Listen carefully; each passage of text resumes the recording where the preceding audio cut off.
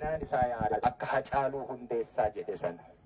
Hacaaluu Hundeessaa ajjeesanii Shanee ajjeese. Hacaaluu Hundeessaa galaa qabsoo waraana bilisummaa Oromooti. Amboo keessaa lolaa qata shaggar ga'e mataanii abbaanis yoo du'e ilma jiraan baduu maqaanii.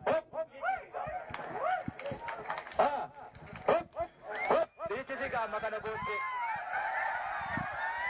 akkas dhiichisi kana booddee dhiichisi naamusaan meeshaa kee to'adhu.